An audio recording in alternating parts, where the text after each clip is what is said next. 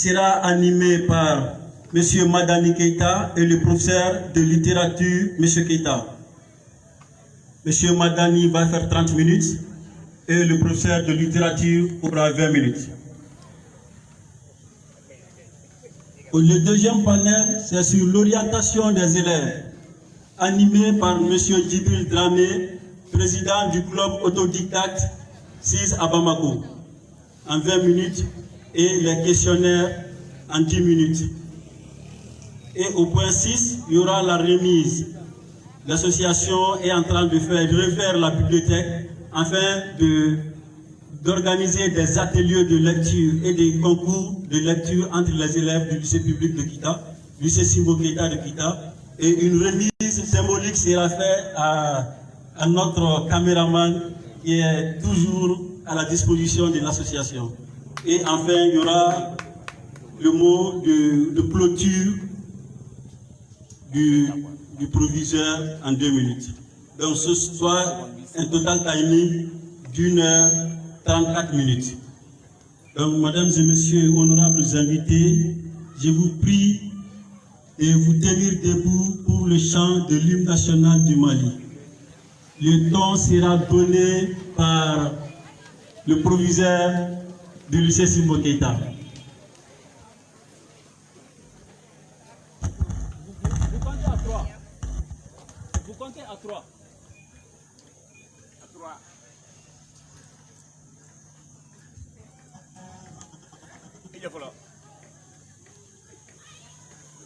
Le micro par là.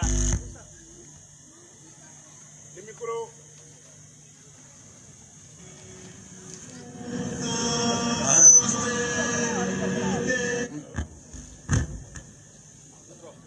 Un, deux, trois. À ton appel, Mali.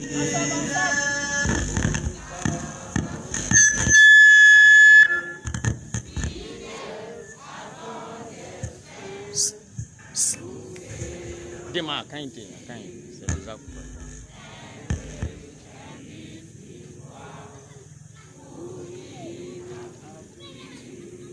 Et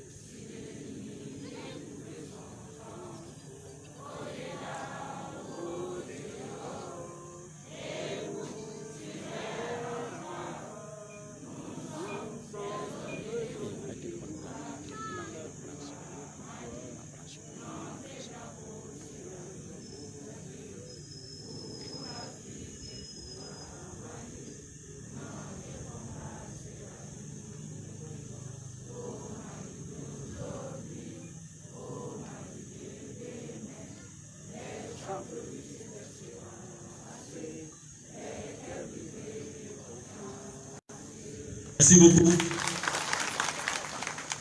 De là, j'invite monsieur le proviseur pour son mot de bienvenue. Monsieur le proviseur.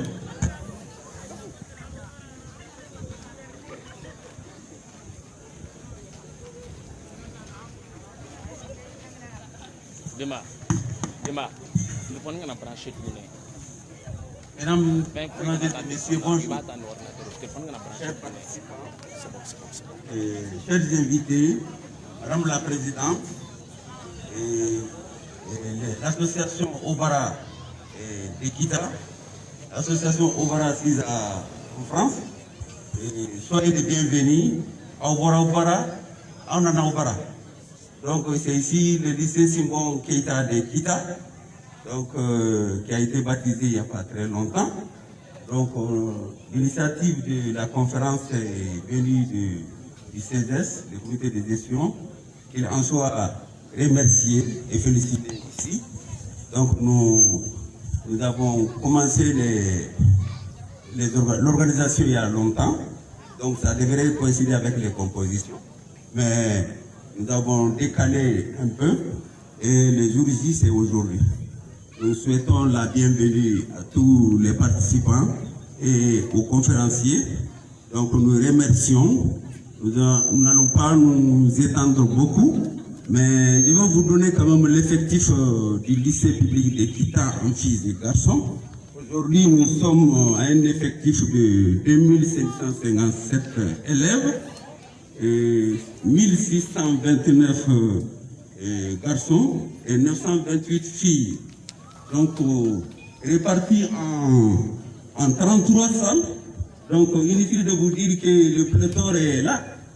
Donc, il n'y a pas de classe de moins de 75 élèves. Donc, nous débattons dans un océan de problèmes. Donc, il faut être un requin pour s'en sortir. Mais avec l'aide de Dieu et avec l'aide de Dieu et avec le concours du CESES en partenariat avec l'association Obara, je sais que nous allons nous en sortir. Et vive l'amitié entre le CESES et l'association Obara, vive le lycée de Kita, pour que vive le partenariat. Je vous remercie. Merci beaucoup, monsieur le proviseur, et nous vous remercions d'avoir nous donné l'occasion d'organiser cette cérémonie dans votre établissement. Merci beaucoup, chers élèves, merci de l'acclamer une fois. Acclamez pour monsieur le proviseur. Merci beaucoup, monsieur le proviseur. Donc, avec le programme, nous allons appeler la présidente du CESES en 5 minutes pour son mot de bienvenue. Ok, le représentant il est là, monsieur Moussa Keita, merci. Moussa Kanté, merci. Voilà, Moussa, voilà la caméra. Jama Salamé Bella Jenini Sogom, Anshira la ala kan claire la. Ame conférence mina la ka do here la ka bo here la. O présidenti Togola. est chargé à la communication du CGSI. Donc, ko kaka foli la se école de Oma kosebe a tigere fawere. Parce que ni ko ina willa aw de kama bi. Fo afre ka ta bolo na bolo do jala tiga kula. Na ya fo amauka karamo fo kosebe. Ame bola ame administration fo à travers le proviseur. Monsieur le proviseur, merci beaucoup pour ta collaboration franche. Donc nous pourrons amener conférence au faux. Là, amena obara mo ambolu fo kerengereniala. Parce que bi ni an sera kanike anye wele la partenaire chama ne makolu kana lycée public ni deme. Obara de sera ka on wele li jabi. Nous anga wele li jabi uni foli kerengerenia kaka. Obara mo ama fo ama wali mando. Comme proviseur ya fara chogo bina anga lycée flene gela banka. Na ndiambulo di nyoma akacha ala fe ameje ka gela inguli nyoma fe. Parce que ambition mi baula o nyoma na rebauna. Donc tina kuma janya. Folie le bambulo ka la se bella jele ma momo nana les invités et tout autre. Ame bella jele fo. Ama fo ko ala ka mbe ni nyoma chamama. Merci beaucoup. Merci beaucoup, monsieur Moussa Kanté, pour votre intervention et nous vous remercions pour le partenariat qui est entre vous, au CGS et l'association Obara. Et c'est grâce à ce partenariat-là nous sommes là aujourd'hui. Et c'est grâce à ce partenariat que l'Obara va contribuer à l'éducation de Kita. Merci beaucoup, monsieur Moussa Kanté. Les terminalistes, vous êtes là? Les terminalistes, vous êtes là? La TLL est là, TSE est là, TLL est là, la TSCO est là. Donc, l'information que je vais vous donner, nous avons promis, quelles que soient les filières, la première ou le premier au bac aura une moto Jakarta. L'association Obara vous donnera ça. Ensuite, nous allons assurer le carburant pendant une année. Donc, une moto Jakarta plus le carburant. Donc, l'association Obara vous fera ça. Donc, c'est pour vous dire que c'est pour vous inciter toujours à étudier, à apprendre. C'est tout ce qui peut rendre un homme noble. Voilà. Donc, merci beaucoup. Donc, sur le programme, nous allons passer au premier panel de la conférence sur la vie et œuvre de Awa Keita, qui sera animé par monsieur Madani Keita et le professeur de littérature, monsieur Keita. Donc, vous avez la scène, monsieur Madani. S'il vous plaît, on va le délocaliser parce que le micro est sur quoi. Ok.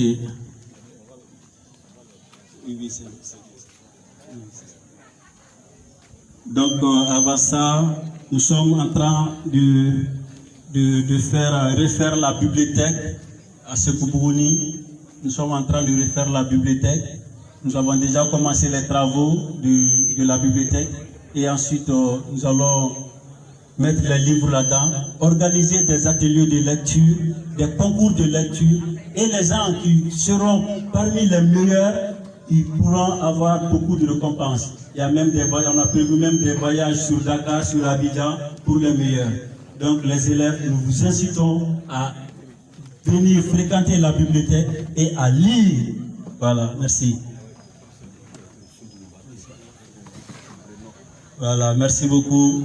Merci d'acclamer nos conférenciers. Merci d'acclamer les conférenciers, M. Madani Keita et M. Soutrouba Keita.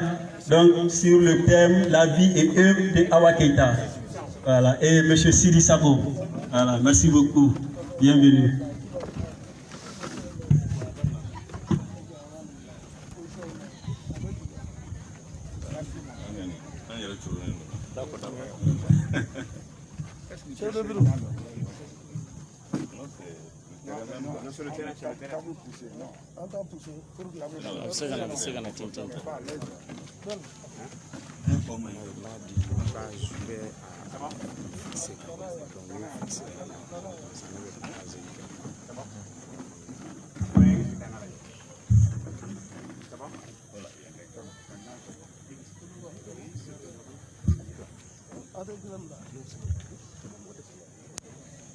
C'est bon? Oui, ça va. Tu nous vas? Donc,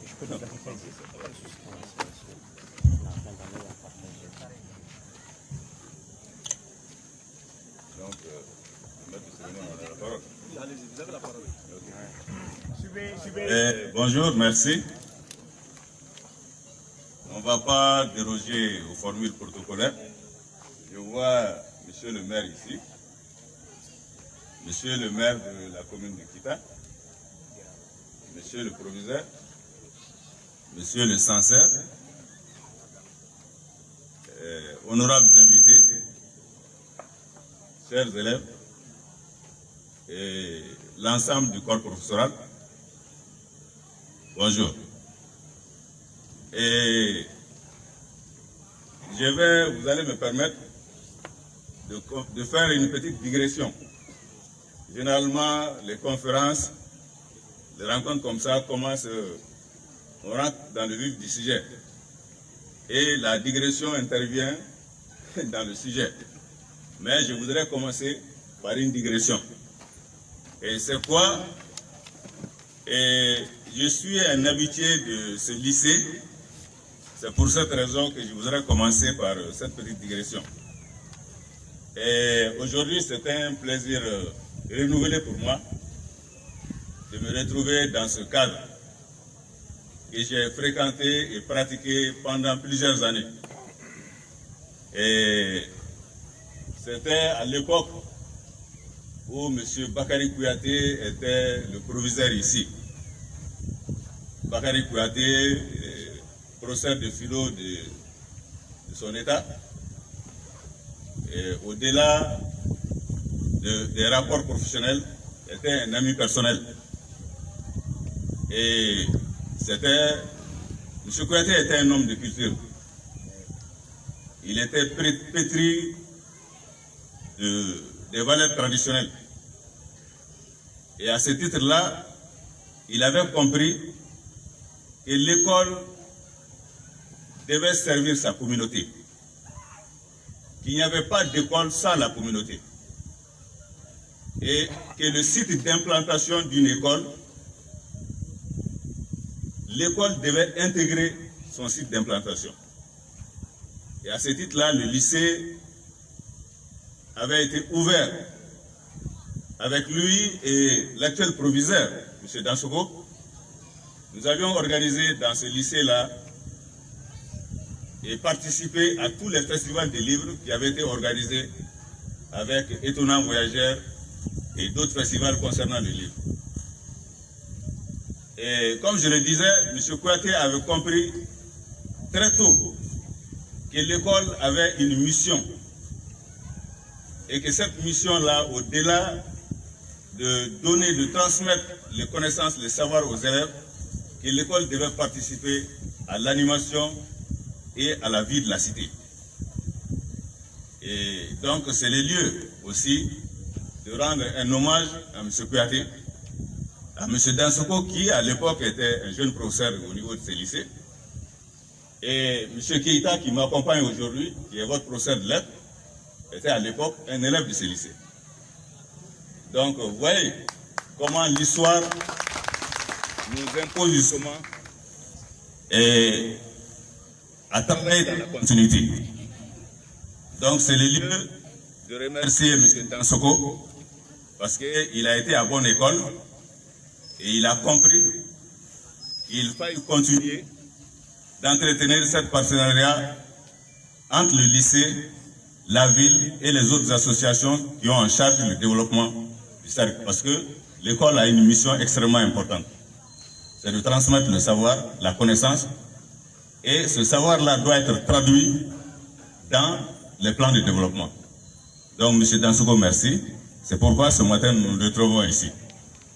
Et mes premiers propos vont être des mots de remerciement. Et aujourd'hui, ce n'est pas une journée extrêmement facile. J'ai des grands frères ici, des gens, des vieilles instituteurs qui ont blanchi sous le harnais de l'éducation. Je vais désigner le grand frère qui est tout près de moi, M. Sapo. Je vais nommer M. Moussa Diarra Dipele. Je vais nommer M. Toumani Sidibé.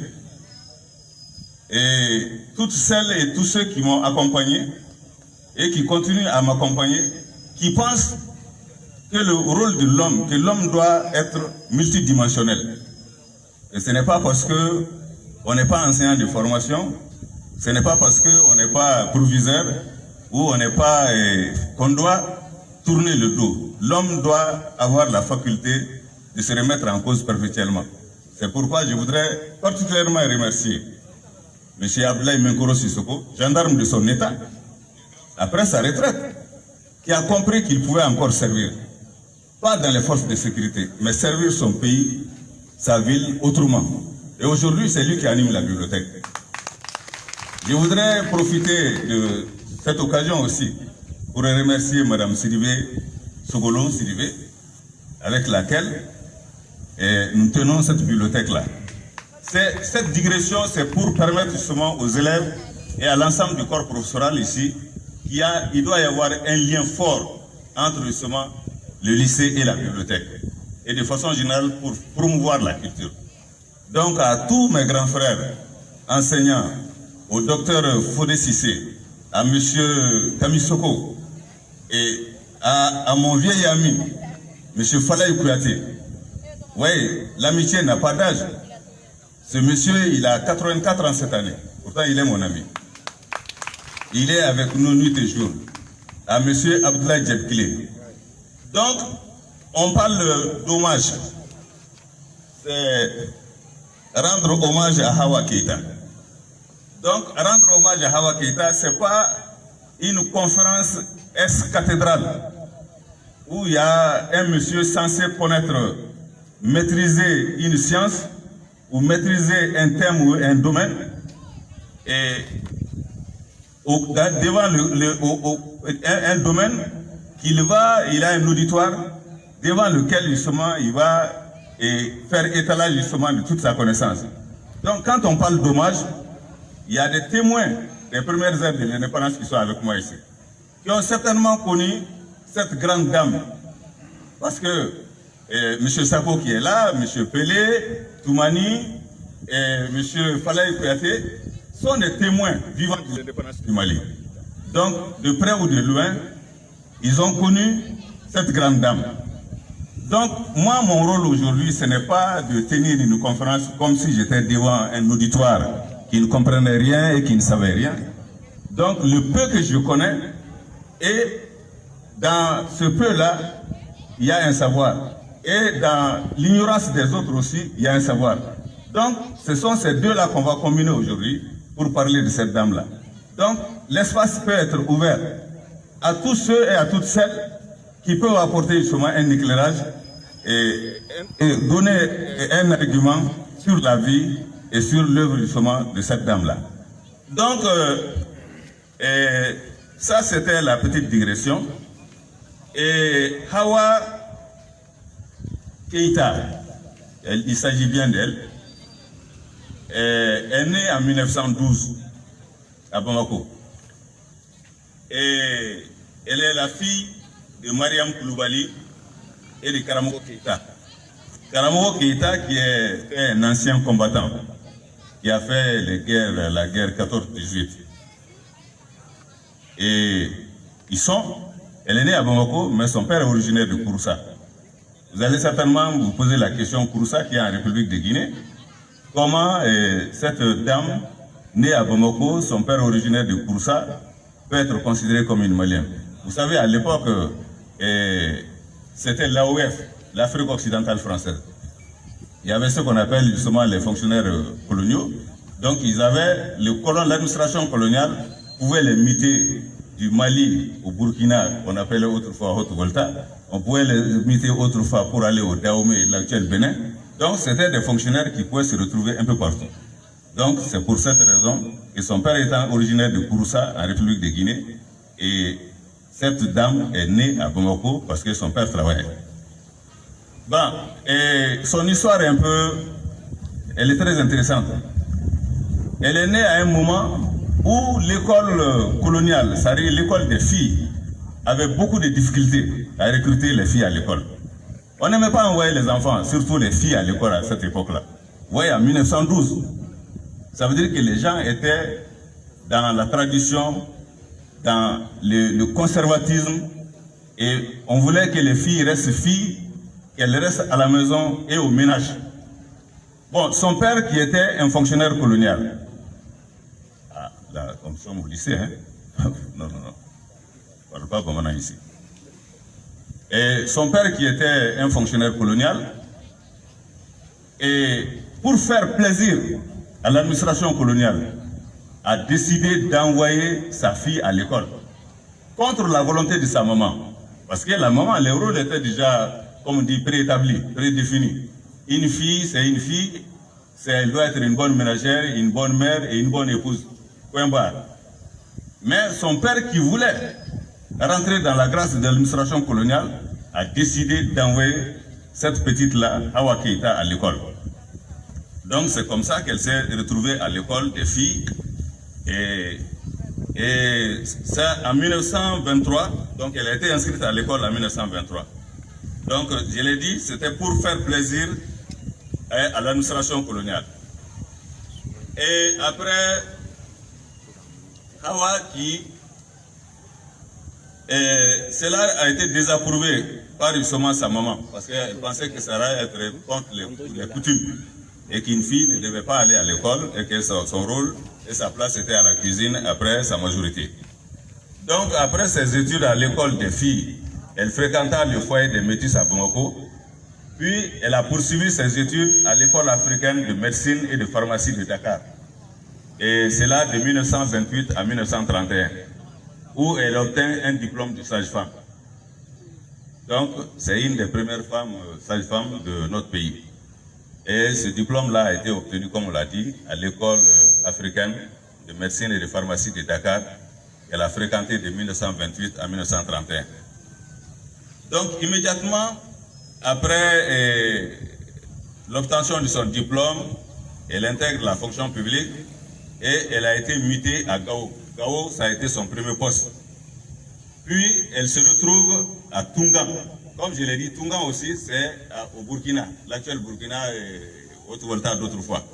Donc, après Gao, elle va servir à Tungan en Haute-Volta. Puis à Kaï, à Nyoro, à Kokri, à Markala et à Nara. Bon, pour son passage à Kaï, il y a une petite histoire très intéressante que je vais vous raconter par rapport à son passage à Kaï. Et c'est à Kaï, précisément, lors de son passage là-bas, que... Attends, je me perds dans mes papiers là avec...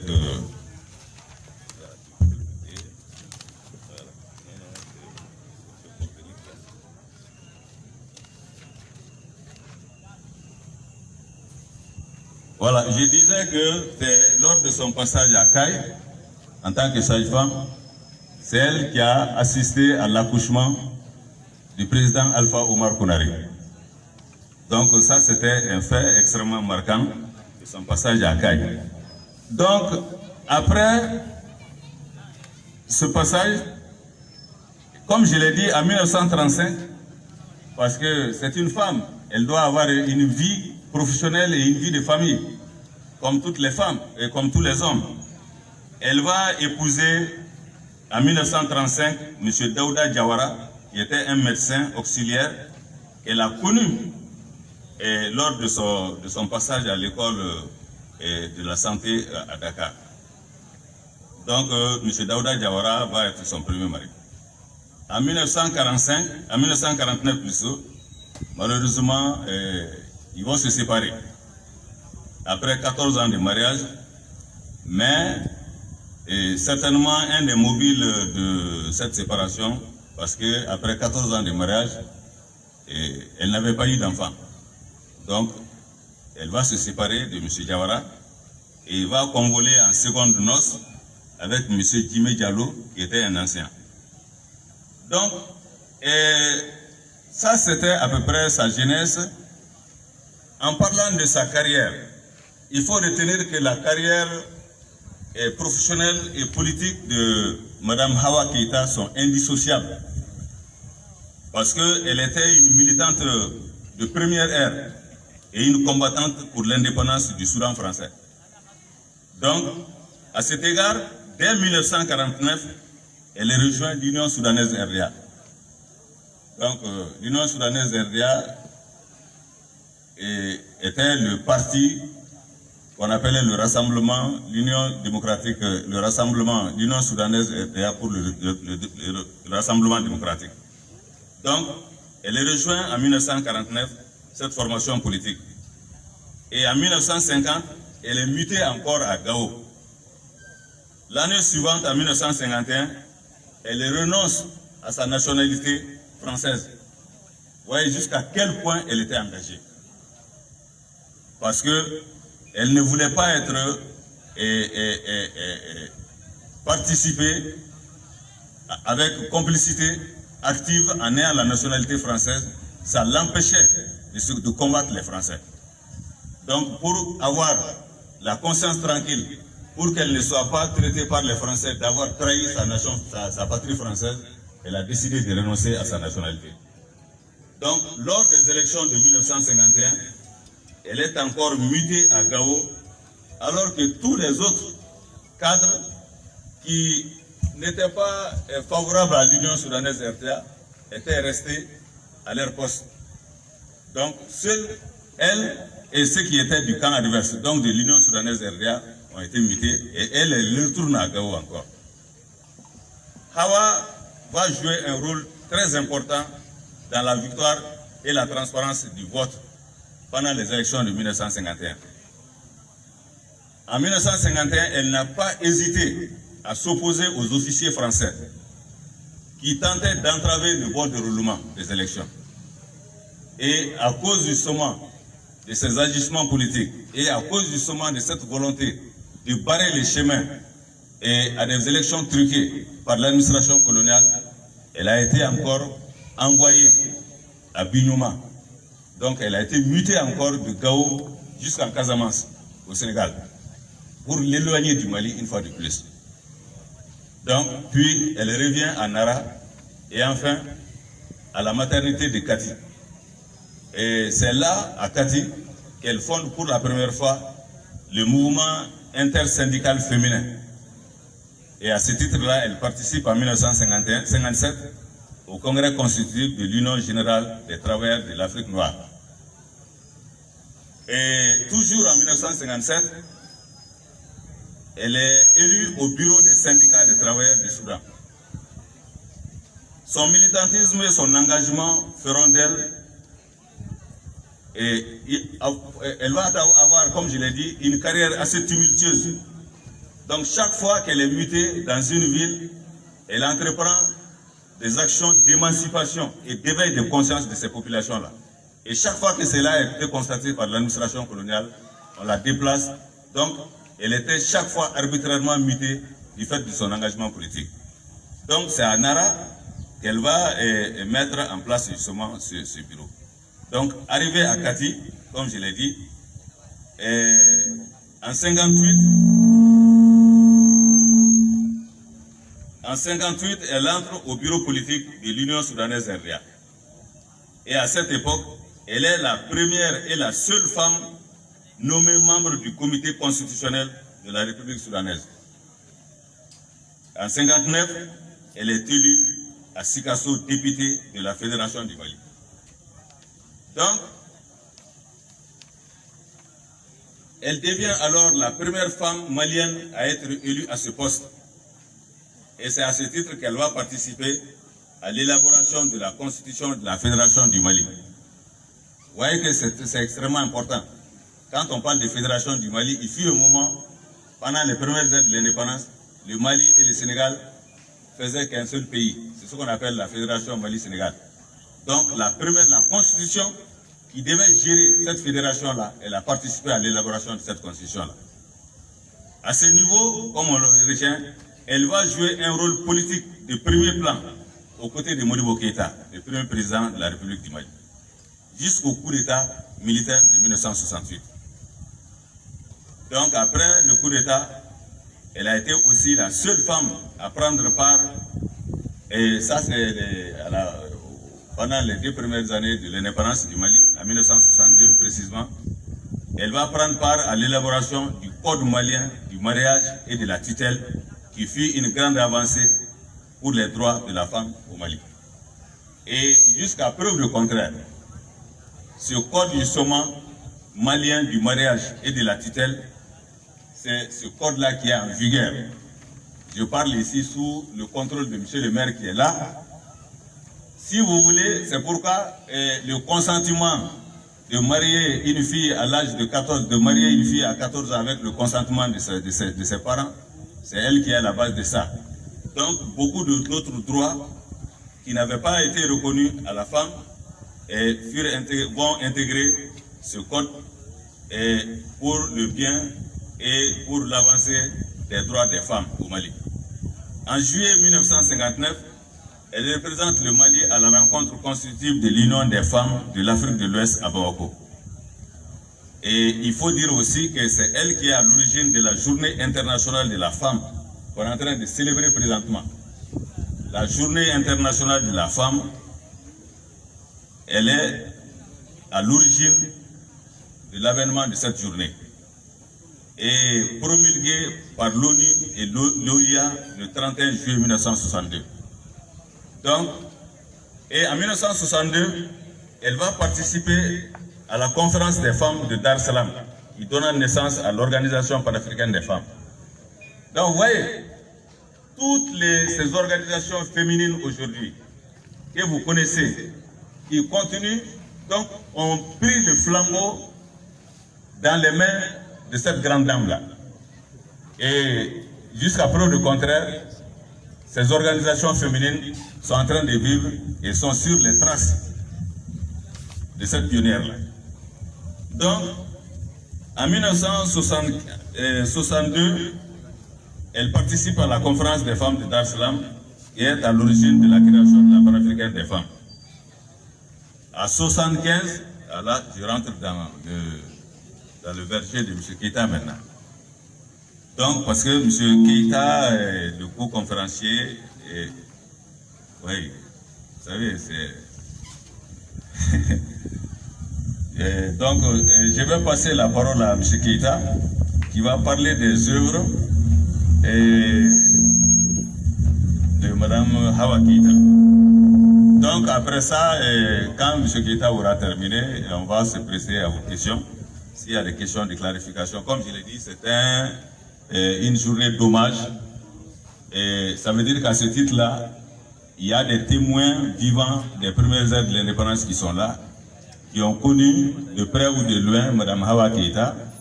Et si ces doyens ici présents ont des témoignages à apporter sur la vie de cette brave dame-là, et après l'exposé de M. Keïta, ils pourront prendre la parole pour faire ces témoignages et ensuite justement on peut ouvrir les questions.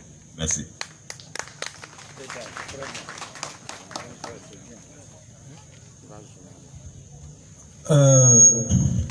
Cher public, bonjour. Je réponds à l'identité de Sountoumba Keïta, professeur de lettres au lycée Simon Keïta de Keïta.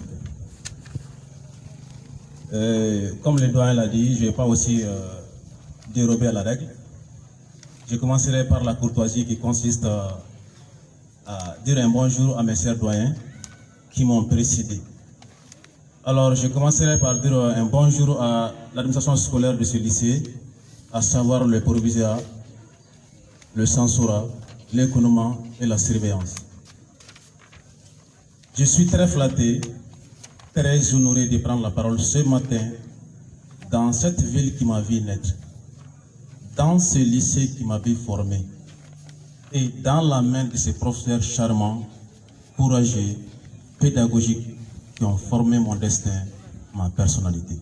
Donc je leur dis un vibrant hommage et je ne les oublierai jamais. Je suis un fruit de ce lycée. Un fruit de ce lycée. Et les professeurs qui m'ont formé, ils sont encore là. Aujourd'hui, hier, ils étaient mes professeurs. Aujourd'hui, sont mes chefs. C'est eux qui assurent l'administration. Et je nommerai M. Falaye Augustin Dansoko. Je nommerai Ibrahima Keïta. Je nommerai M. Doumbia. Je nommerai encore M. Bagaga. Et tous les professeurs qui ne sont pas encore là et qui ont contribué à ma formation, je ne les oublierai jamais. Ensuite, je rendrai aussi un hommage au comité CGS. Ils sont au four et au moulin pour donner une bonne image à cet établissement. Ensuite, je remercie le corps professoral, l'autorité politique et administrative de Keïta, la société civile, mes chers élèves, bref, tous ceux qui sont là. Ils sont là pour une raison, qui est de rendre hommage à la dame, la grande dame, si vous voulez, à un baobab africain, à une dame panafricaniste, à une combattante qui est Hawa Keïta, organisée par l'association Obara. Donc on leur dit merci pour la tenue de ce grand événement. Je rends aussi hommage à mon cher doyen mes chers doyens qui sont à côté de moi, M. Sidi Sako, M. Madani Keïta. M. Madani Keïta m'a connu dans la bibliothèque. C'est là-bas où on s'est connu. Donc ce matin, si j'anime la conférence avec lui, c'est un grand honneur pour moi. Hier élève, aujourd'hui professeur, et la vie est pleine de surprises. Donc je leur dis bonjour. Alors je ne vais pas être bref, je vais juste faire la synthèse de ce que M. Madani vient de raconter par rapport à la vie de Hawa. Si on vous demandait qui était Hawa, quels furent ses combats, et que devrions-nous retenir d'elle? Je répondrai en quelques mots. Hawa était une sage-femme sur le plan professionnel. Hawa était une politique sur le plan politique. Hawa était une panafricaniste. Hawa était une écrivaine. Bref, Hawa était une battante. Donc c'est tout ce qu'on peut retenir de l'exposé de Madani, M. Madani Keïta, en long et en large. Alors, comme il l'a dit, juste la synthèse. Qui était Hawa? C'était une sage-femme. C'est elle qui a contribué à la naissance de beaucoup d'enfants dans ce monde. Donc, je dirais que Hawa fut, Hawa est, et Hawa restera. Hawa fut, c'était en son temps, où elle s'est battue. Ceux qui l'ont connue sont là. peuvent témoigner ce qu'était la grande dame. Et Hawa est, c'est ceux-là dont elle a contribué à la naissance. Une sage-femme, si vous voulez, il faut l'appeler, c'est une continuatrice de la vie. C'est elle qui maintient la vie. Dieu seul sait comment l'accouchement se fait dans la douleur. Maintenant, celle qui l'assiste, est-ce qu'on peut la payer? Non. Il vient de préciser que M. Alpha Omar Konaré a été, lors de sa naissance, sa maman a été assistée par Hawa. Et aujourd'hui, ce monsieur-là a dirigé ce pays et ses idéaux encore sont là. Certains en train de se battre pour ses idéaux. Donc Hawa restera toujours. Hawa restera, tous les enfants dont elle a contribué à la naissance, Hawa restera en eux. Alors la vie c'est une continuité. Donc c'est un hommage. L'hommage c'est soit on est vivant, soit on n'est plus. Donc Hawa n'est plus, mais cela n'empêche, on continue de le rendre hommage. Pour ses bienfaits. L'histoire ne retient pas le nom de tout le monde. Non. Il y a beaucoup d'hommes qui ont passé dans ce pays. Il y a beaucoup de femmes qui ont passé dans ce pays. Mais pourquoi leurs noms n'ont pas été retenus? Pourquoi l'histoire les a oubliés? Donc tâchons de travailler pour que l'histoire ne nous oublie pas. Aujourd'hui c'est Hawa, demain qui sait? Peut-être moi, peut-être M. Madani et beaucoup d'autres. Donc les femmes, bravo aux femmes. Bravo aux femmes, bravo aux mères. Donc Hawa était une femme, Hawa était une mère, Hawa était une épouse. Dans une période où elle est née, un moment où elle a été envoyée à l'école, où on n'avait pas encore reconnu à la femme la liberté d'aller à l'école, la liberté d'aller contribuer au combat de la lutte contre l'ignorance. Parce que éduquer une femme, c'est la sortir de la lutte de l'ignorance et lui permettre d'exprimer pour que la femme puisse être au même pied d'égalité que les hommes. Mais quand on dit l'émancipation, ne pensez pas à l'émancipation mécanique entre l'homme et la femme, à savoir les habitudes reconnues à l'homme. C'est pas ça une femme émancipée. Fumer, porter des pantalons, aller aux mêmes écoles que les hommes, avoir le même diplôme. C'est pas ça l'émancipation. L'émancipation est psychologique. Et elle commence par la responsabilisation de la femme. Donc Hawa était une femme responsable. Et c'est ce que nous demandons aux femmes. Être émancipée, c'est être responsabilité. Savoir ce que je dois faire dans mon foyer. Savoir ce que je dois faire pour mon mari.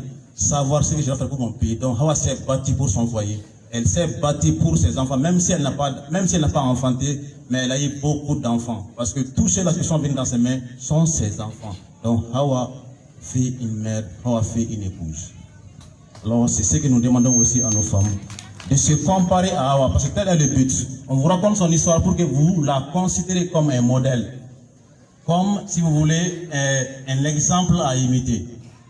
Alors, je ne vais pas être très bref dans ce passage. Maintenant, Hawa, elle s'est beaucoup battue à un moment où le Mali n'était pas encore appelé Mali, le Soudan français ou encore l'Afrique occidentale française. Alors, le statut d'indépendance a été accordé juste en 60. Mais avant ça, le Mali n'existait pas. Le Sénégal n'existait pas. C'est l'Afrique occidentale française qui existait. Donc, bref, je peux appeler de façon historique, c'est le Mandé qui existait. Et elle a sillonné le Mandé. Elle a sillonné beaucoup de cultures. Et ces cultures-là lui ont permis vraiment de se battre et de laisser un nom. Aujourd'hui, on est là à lui rendre hommage. Donc, c'est ce que nous demandons aussi à tout le monde, d'en faire autant. Alors, maintenant, par rapport à sa bibliographie, ou encore au livre qu'elle a écrit, elle a écrit 2 grandes œuvres. La première, c'est La femme d'Afrique. La femme d'Afrique. Et quand tu dis la femme d'Afrique, il faut reconnaître que l'Afrique fut l'un des continents qui a reconnu la valeur de la femme. Et cela, je m'en vais dans l'histoire du Mandé, la première femme ministre dans l'histoire du monde, avant que l'Occident ne se réveille, avant que ceux-là qui prétendent être aujourd'hui être la première civilisation du monde ne se réveillent, c'est le Mandé qui s'est réveillé. Et je nomme Sassou Nguesso la première femme ministre du monde, de l'Afrique. Donc vraiment, l'Afrique était en avance par rapport à beaucoup d'autres. Mais seulement, l'histoire, ceux-là qui l'ont modélée, ceux-là qui l'ont écrite, parfois, beaucoup l'ont falsifiée. Et aujourd'hui, on nous considère comme un continent qui ne reconnaît pas la valeur de la femme. Je n'en suis pas d'accord. Non, je ne suis pas d'accord. L'Afrique a reconnu la valeur de la femme et l'Afrique va reconnaître encore la valeur de la femme. Alors, la femme d'Afrique, elle a écrit ce livre-là. Et le second livre maintenant, c'est sa biographie, si vous voulez, la vie d'Awa racontée par elle-même. Donc, elle a écrit ces deux œuvres-là. Et aujourd'hui encore, ces œuvres-là aussi sont immortelles. Awa n'est plus. Tant que la vie continue, tant que ce pays continue, ces livres aussi vont continuer à exister. Je m'en vais à ce niveau citer un passage de Simone de Beauvoir, qui, une dame philosophe, était contre à un moment donné la maternité. Parce qu'elle disait que enfanter, c'est accroître vainement le nombre des êtres qui sont sur terre sans justification. Mais quand on écrit, on justifie sa raison d'être. Quand on écrit, on s'immortalise. Mais l'enfant n'est pas immortel. Si Hawa avait enfanté, on dirait aujourd'hui c'est son enfant, c'est son petit-enfant, mais Hawa elle-même n'est plus. Mais ses idéaux sont là, ses livres sont là, donc Hawa encore continue d'exister à travers ses livres. Alors, même si la plume n'est pas facile à beaucoup de gens, ceux qui en ont la plume facile continuent à écrire. L'histoire retiendra que vous avez mentionné, ou encore l'histoire retiendra que vous avez existé dans ce monde. Donc ces deux livres Hawa continuent et continueront à nous montrer ce qu'est fils de grande dame. Alors je terminerai mon intervention par vous attirer sur un terrain un peu très important pour moi, qui est l'importance de la lecture. Parce que l'association Obara aujourd'hui a promis de rénover la bibliothèque pour qu'elle soit, ou encore pour que les livres soient protégés contre la poussière, contre l'intempérie. Et cette faveur-là, on les remercie pour ça. Quand vous partez dans la bibliothèque, dans cette bibliothèque, les livres sont poussiéreux. Et même, ce n'est même pas bon pour la santé de celui qui s'en occupe. Et si quelqu'un prend la responsabilité, l'engagement de la rénover, on ne fait que les remercier.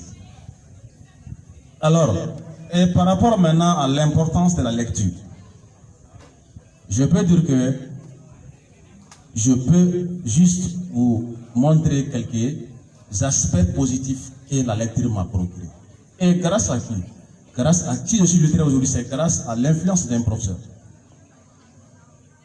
Pour la petite histoire, quand j'ai passé à mon DF pour venir ici, on m'a orienté en 10e science. Initialement, j'ai été orienté en 10e science. Mais j'ai demandé la réorientation pour aller en 10e lettres. Et ceux avec qui j'étais dans le passé, à qui on s'exerçait, m'ont dit, mais vous serez renvoyé en 10e lettre, tu es un scientifique, pourquoi tu pars faire les lettres? J'ai dit que c'est ma vocation. C'est les livres qui m'animent. Et Dieu faisant bien les choses, on m'a accordé ce privilège-là. On m'a envoyé en 10e lettre. La première année, j'ai échoué. J'ai redoublé la 10e année. Mais la seconde année, M. Falaï m'a pris. Il a continué avec moi jusqu'en terminale. Et je n'ai plus redoublé le lycée jusqu'à ma sortie. Et c'est grâce à lui que mon envie pour la lecture s'est accrue. Il m'a beaucoup aidé, il m'a beaucoup orienté. Mes camarades disaient, chaque fois quand je demandais le sens des mots, il dit, mais tu nous éprouves. Je dis que non, ce n'est pas le cas, je ne connais pas. Et la mère de tous les savoirs, c'est les questionnements. C'est les questionnements. Quand vous posez, vous saurez. D'après Amadou Pateba, dans son livre intitulé L'aspect de la civilisation africaine, il dit, celui qui demande trop peut être agaçant, mais il ne mourra pas ignorant. Il ne mourra pas ignorant. Tant que vous posez la question, vous saurez. Et quand vous saurez, vous ne serez plus parmi les ignorants. J'ai donné à continuer à me former. Et après le bac, il va en en parler. Après le bac, on avait un choix d'orientation. J'ai été voir mon proviseur. Qu'est-ce que moi je peux faire maintenant à l'université? Il m'a dit, Soutoukoumba, tu peux faire les lettres. Il dit, ah, telle était aussi mon intention. Mais je voulais savoir quelle est votre idée. Il m'a dit, tu peux faire les lettres. Et c'est comme ça que j'ai été faire les lettres à l'université. Et ce matin, je suis là devant vous en tant que professeur de lettres, grâce à la formation au pétri de ces professeurs talentueux. Donc je le remercie beaucoup. Je suis ce qu'il m'a fait. Donc je suis son fruit. Et lui aussi va continuer à vivre en moi. tant que j'existerai. Et lui aussi moi aussi je vais continuer à exister dans mes élèves tant qu'eux aussi ils seront avec moi. La vie c'est ainsi. Donc tâchons que nous sommes influencés par des grandes personnalités. Donc messieurs les proviseurs, vous avez ce matin votre fruit, votre produit forme. Je vous en félicite et je vous en remercie beaucoup. Alors, maintenant, par rapport à la lecture, il y a un écrivain français, Antoine François de Vernage, dans son livre intitulé Les Maximes sur les réflexions. Qu'est-ce qu'il dit? Ok, il dit la lecture et les réflexions sont à l'esprit ce que les aliments sont au corps. La lecture et les réflexions sont à l'esprit ce que les aliments sont au corps. Alors, ça veut dire quoi? Le corps humain se nourrit de l'eau et de la nourriture et de l'oxygène, mais l'esprit se nourrit du savoir. Et le savoir, la lecture joue un grand rôle dans l'acquisition du savoir, dans l'amélioration du vocabulaire, dans la connaissance des cultures étrangères et dans beaucoup d'autres choses. Mais qu'est-ce que nous constatons aujourd'hui? Cette lecture n'est plus une envie, plutôt un dégoût pour les élèves, surtout en série littéraire. Mais comment on peut devenir littéraire et ne pas aimer les livres? Je me demande quoi. Et ce qui fait que c'est ce dégoût-là envers les livres qui fait que beaucoup aujourd'hui partent en série lettres, on j'aime lettres, TLL, tal, mais juste pensant que là-bas, les bacs est facile à avoir. Non. Nous, on n'a pas besoin d'une tête bien remplie en TLL, mais d'une tête bien faite. Et pour cela, il faut lire. Il faut lire. Alors donc, le timing qui m'a été accordé est arrivé à terme. Je m'arrête là, encore une fois, en remerciant, chers auditoires, l'association Obara, mes chers professeurs, mes chers collègues, et tous ceux qui sont là pour au moins agrémenter la journée avec nous.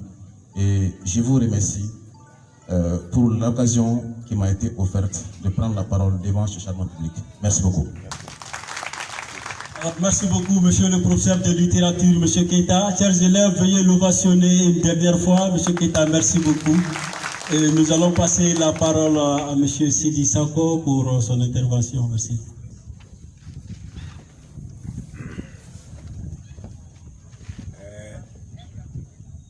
Je dirais d'abord, Bismillah Rahman Rahim. Dieu nous a offert la chance aujourd'hui de participer à ce grand débat. Cette grande conférence, la conférence des Lumières. Excusez-moi, quand je vois un Madani Keita dans une scène, ce n'est que la culture, ce n'est que l'intelligence, ce n'est que le savoir. Et à notre jeune élève qui aujourd'hui est professeur, toutes mes félicitations. Je dirais tout de suite que quelqu'un a sifflé à l'oreille de Madani qu'il faut parler Bambara. Certes que on est prêt et on est fier dans nos langues, on est fier. Mais excusez-nous, actuellement, c'est le français qui est notre langue officielle. Et aujourd'hui, nous sommes face à des élèves qui doivent comprendre le français et plus tard, alors respecter ce qu'on appelle les finalités de l'éducation du Mali.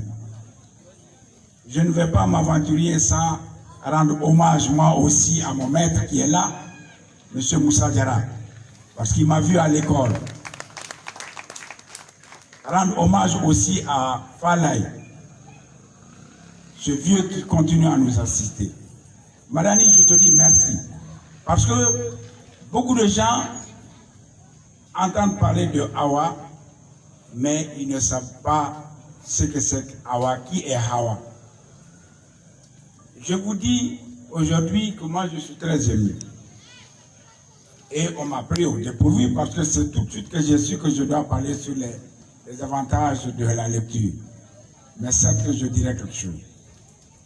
Mais j'ai vu Hawa de mes propres yeux. Vous savez, je suis un enfant de Bafouabé.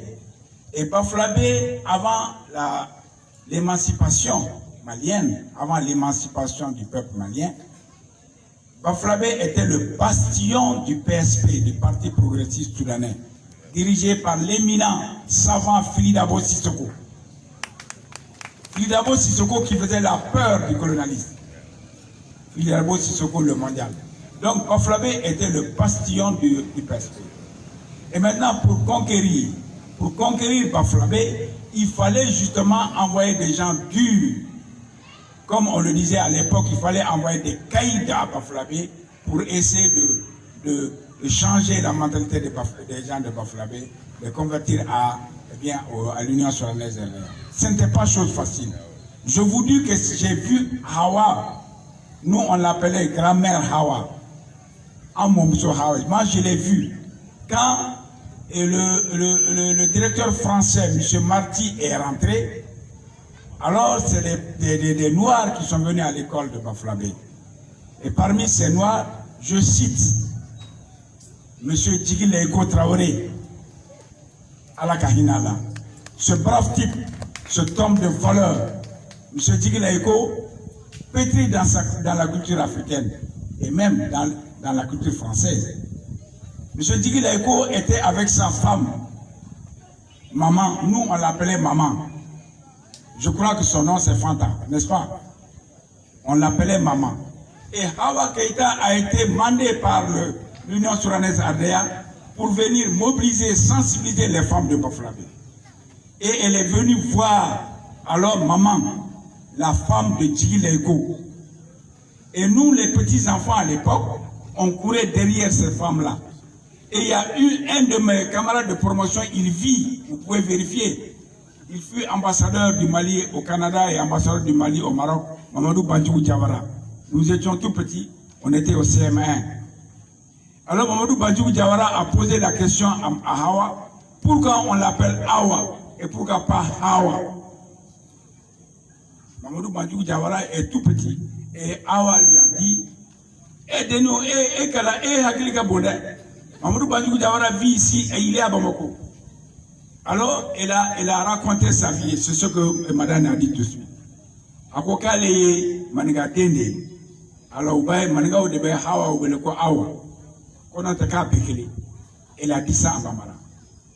Et ensuite, il y a un autre qui a dit, et nous on a connu une femme, une brave femme, Madame Marty, qui était la directrice de l'école des jeunes filles, parce qu'à l'époque il y avait l'école des garçons et l'école des jeunes filles. Elle était très brave. Alors, elle portait des jupes, mais pourquoi vous ne portez pas de jupes? Elle a dit, elle est française, moi je ne veux pas être française, je suis malingué, né maningade.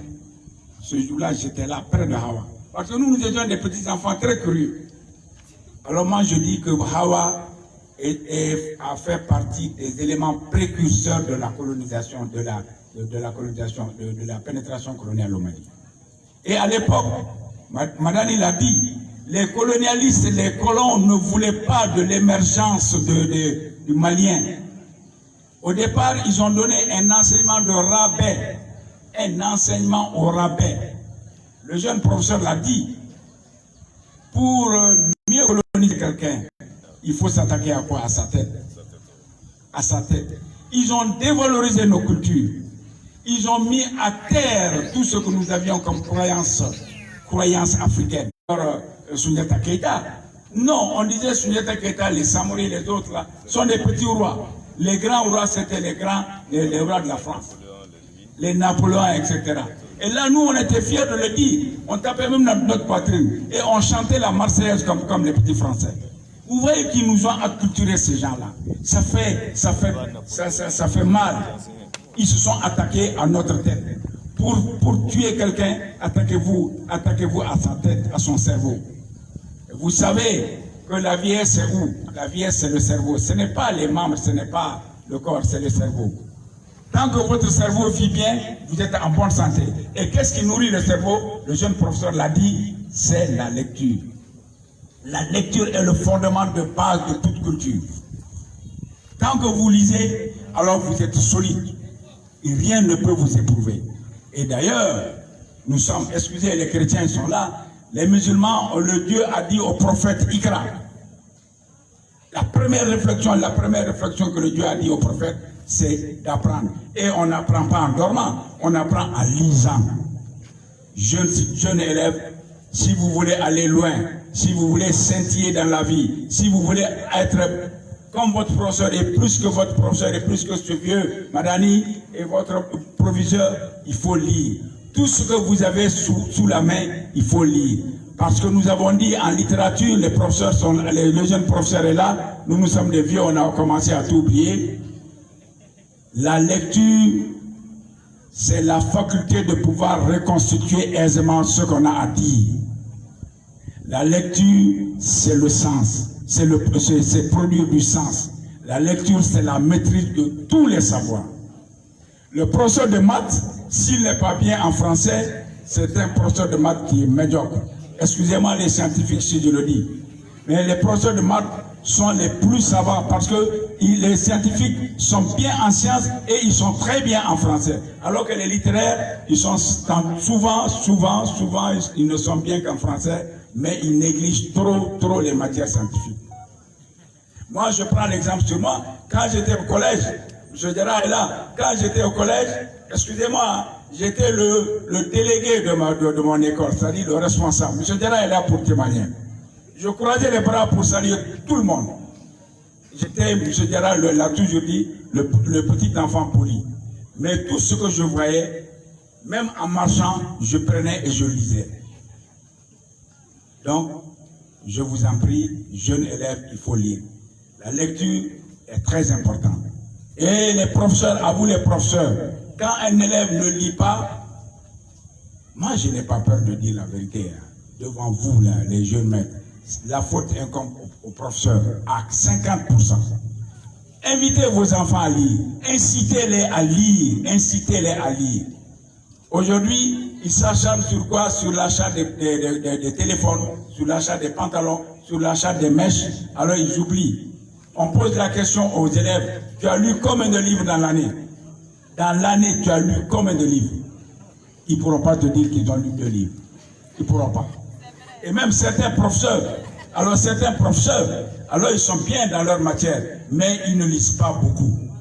Ils ne lisent pas beaucoup.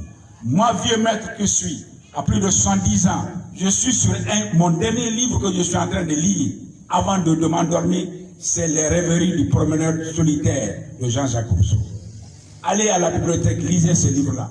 Et à partir de cet instant, c'est fini, alors vous allez aller vers le savoir.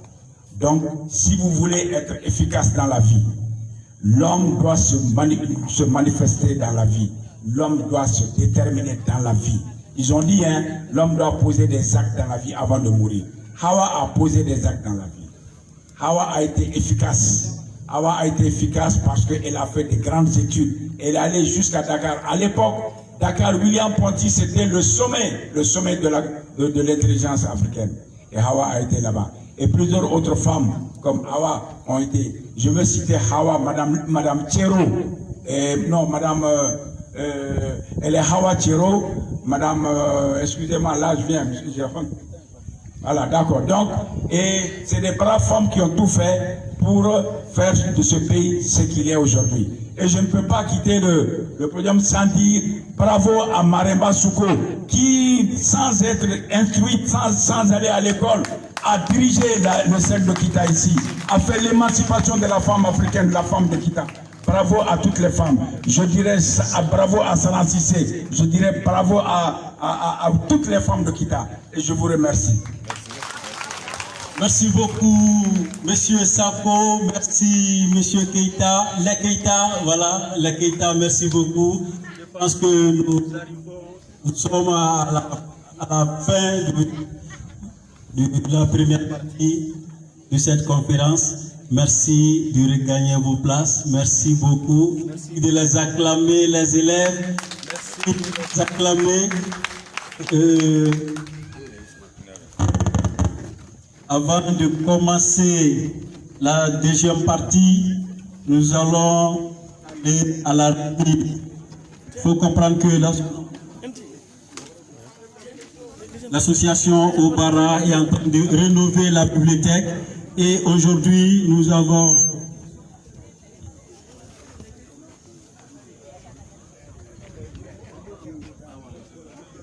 l'association Obara a promis de rénover la bibliothèque, d'amener des livres et d'inciter les enfants, les élèves à aller lire, parce que seule la lecture rendra un élève noble.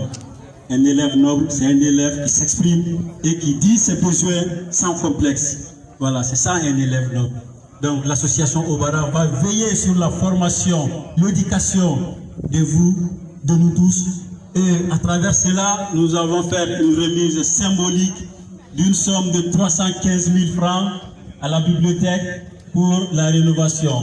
Donc pour la remise, j'appelle M. Sadibou, le trésorier de l'association Obara, et M.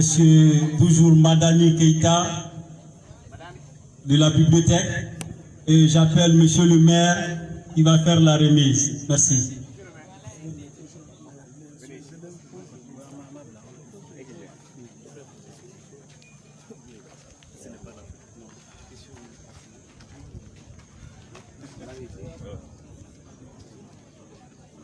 Voilà. Merci beaucoup, Monsieur le maire. Et nous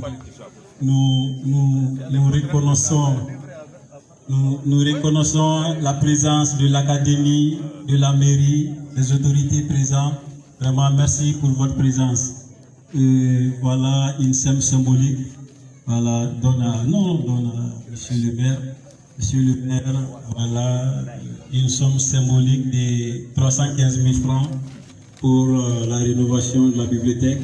Et je pense que cela va être une deuxième remise, parce qu'une première remise a été faite dans la bibliothèque d'une somme de 225 000 francs à la bibliothèque pour les toitures. Maintenant, une deuxième remise, une somme de 315 000 francs pour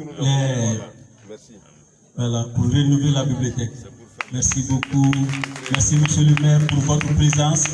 Merci, M. Madame Keita, pour l'effort que vous êtes en train de faire pour l'éducation de Akita ici. Merci. Voilà. Voilà. Donc, pour les questions, on va les enchaîner. Pour les questions, on va les enchaîner. On va faire la deuxième partie de la conférence sur l'orientation. J'aimerais appeler M. Djibril Dramé, le président du club autodidacte assise à Bamako, qui sont basés sur l'orientation des élèves, voilà, de la 10e, comment faire un choix pour la 11e. Ensuite, merci beaucoup. Voilà. Et j'appelle M. Djelimadi Diabaté pour l'accompagner. M. Djelimadi Diabaté pour l'accompagner. Et j'appelle le chargé du Grand Grain, M. Diakarija Tokola, et des jeunes très compétents qui sont jour et nuit sur tous les territoires du Mali, pas Bamako seulement, pas Akita, mais sur tous les territoires du Mali, à faire l'éveil des consciences des jeunes. Vraiment, merci pour ce que vous êtes en train de faire pour le développement de la jeunesse. Merci. Vous avez la parole.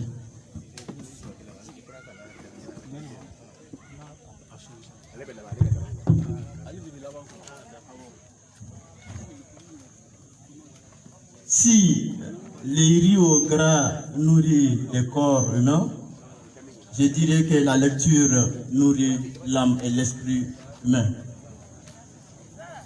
Et avant tout, permettez-moi de demander la parole à mes professeurs, aux anciens, car la parole est un art difficile, surtout quand on donne la parole à un jeune, après ses professeurs et ses grands orateurs, et devant un public intellectuel. Donc, je demande la parole et toutes mes excuses, car je ne suis pas un homme littéraire, je suis un peu technique, et voilà. Donc, on m'a demandé de parler, faire un exposé sur l'orientation scolaire des élèves, un thème si vaste, mais je ne sais même pas par où commencer, mais je dois commencer quand même. Donc, je suis Djibril Dramé, président du club autodidacte. On s'est intéressé depuis plusieurs années déjà sur les questions d'orientation scolaire. Et Maintenant, on a ouvert un cabinet. Le cabinet s'appelle le cabinet Guide Avenir, siège à Bamako. On a compris que l'orientation scolaire joue beaucoup pour la réussite d'un élève et pour la motivation aussi de l'élève. Ici, on ne va pas vous parler de l'orientation scolaire comme après les TEF, on fait des répartitions des élèves entre les établissements scolaires. Ce n'est pas cette orientation qu'on va parler ici. On va parler plutôt d'une orientation interfilière. Orientation interfilière ou orientation interuniversitaire. Donc, quand un paysan veut récolter les milles, pendant l'hivernage, il sème les milles, bien évidemment. S'il veut récolter les maïs après l'hivernage, il faut qu'il sème les grains de maïs pendant l'hivernage. Donc nous avons constaté chez les élèves dans nos établissements scolaires et même universitaires que les élèves suivent ces bases sur les formations en oubliant la finalité de leurs études. La preuve en est que quand on pose la question aux élèves et aux étudiants maliens, quel métier, quel travail tu vas faire après tes études, ils te diront, je ne sais pas d'abord. Alors que la formation a pour but de pouvoir exercer un métier ou un travail à la fin de tes études. Donc, il y a ces problèmes au sein de nos élèves et étudiants maliens. On suit la formation en oubliant ce qu'on veut faire après nos études. Donc, le club autodidacte a mûrement travaillé sur ça, a fait part même de l'académie d'enseignement de rive gauche et droite de Bamako. On a fait beaucoup de réunions dessus. On a vu que vraiment cette orientation va motiver l'élève vraiment à réussir. Donc, l'objectif c'est quoi? L'orientation scolaire, pour notre vision, c'est comme un accompagnement individualisé de l'élève pour que l'élève puisse découvrir ses talents, ses potentialités et que l'élève puisse maîtriser son parcours à venir. Que l'élève sache quelle filière choisir et vers quel métier. Et quelle est la durée quelle doit être la durée de ma formation. Donc voici des réponses ou des questions que les élèves doivent se poser, que les administrateurs et les partenaires du monde scolaire doivent être ensemble pour donner des réponses et des éclaircissements à ces élèves-là. Voilà, donc puisque les sujets un peu techniques, avec le temps, je ne sais pas s'il faut rentrer à détailler, voilà, après la 10e, quelles sont les filières à choisir à la 11e, et puis qui doit choisir 11e lettres, qui doit choisir 11e sciences, 11e lettres, voilà. Je ne sais pas si, voilà, non, le temps ne nous permet pas beaucoup, mais l'élève doit tout d'abord découvrir ses talents et ses potentialités. C'est très important. Normalement, on doit faire un entretien avec chaque élève pour guider l'élève à trouver son chemin et à maîtriser son parcours à venir. Donc,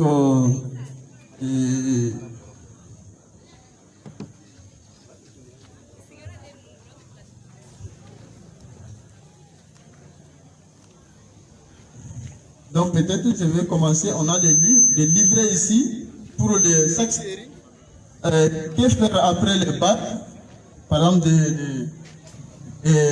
arts, lettres, langue et lettres. Et que faire avec bac? Donc ces livrets contiennent tous les renseignements nécessaires, voilà, sur les gens qui doivent faire, qui sont aptes hein, ou qui veulent faire, voilà, c'est des filières littéraires.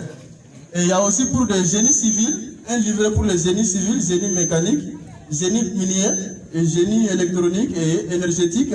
Voilà, après les bacs, voilà, voici les universités, les grandes écoles, les institutions qui sont là pour ces élèves.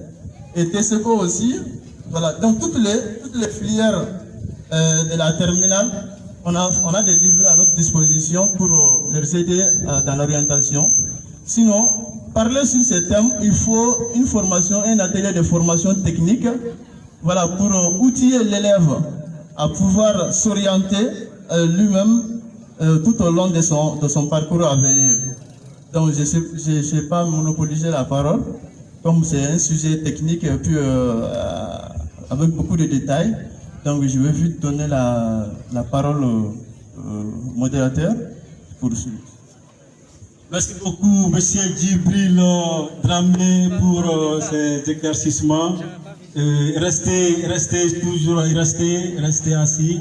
Donc, nous allons, si les élèves ont des questions par rapport à leur orientation, c'est-à-dire par rapport au choix de l'université, pour ceux qui doivent faire le bac cette année, et le choix de l'université, ceux qui sont en 10e, maintenant, comment choisir les 3 filières qui sont de la 11e, c'est-à-dire la SES, ensuite la 11e lettre et la 11e science.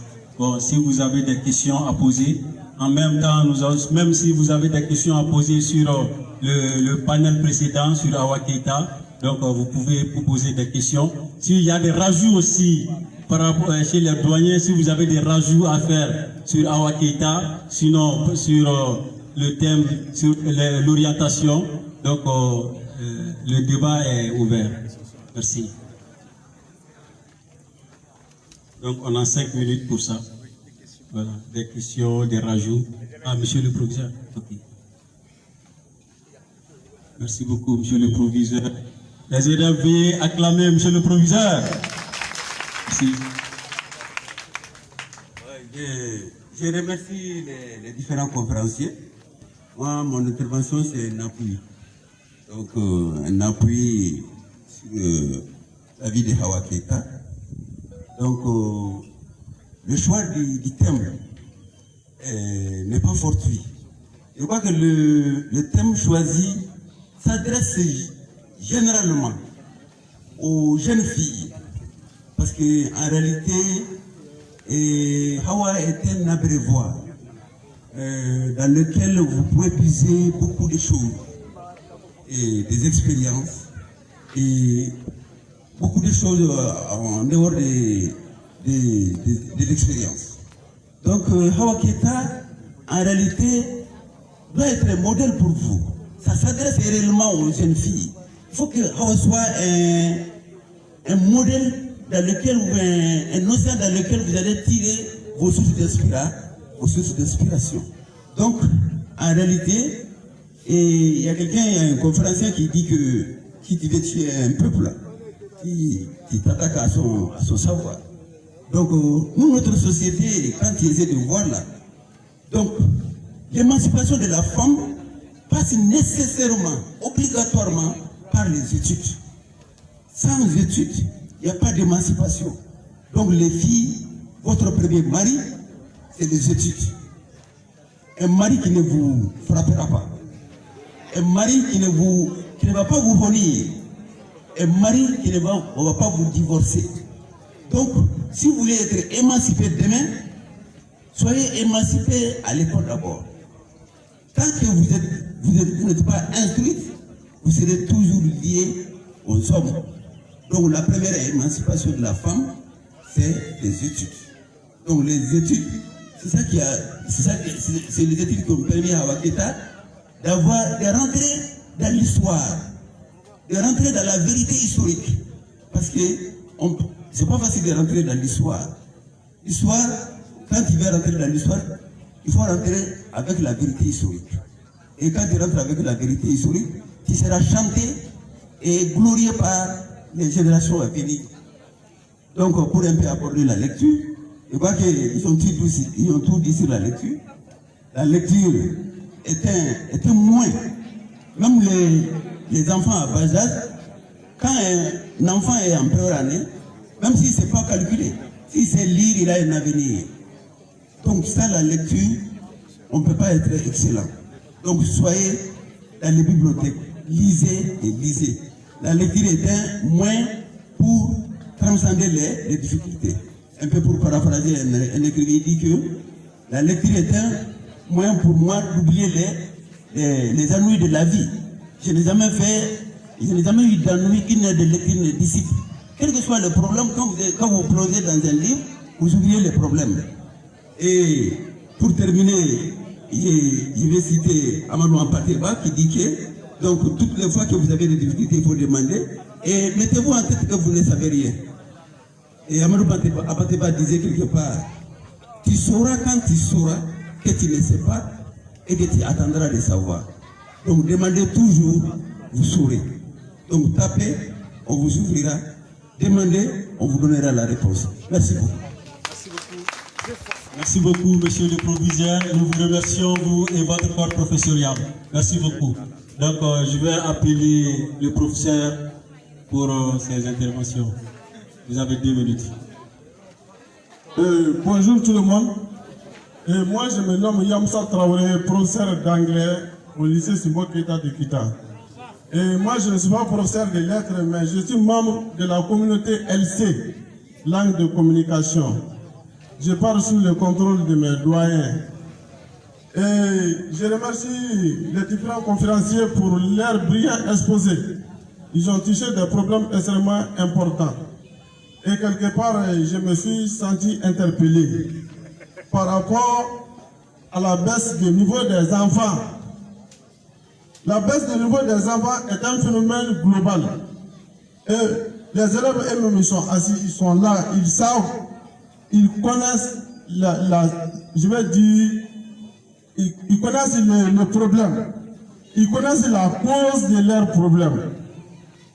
Il ne faut pas ménager. Il ne faut pas ménager ces enfants-là. Hein. Ils savent très bien pourquoi ils ne sont pas performants. Ils le savent. On ne peut pas être performant en naviguant sur les réseaux sociaux toute la nuit.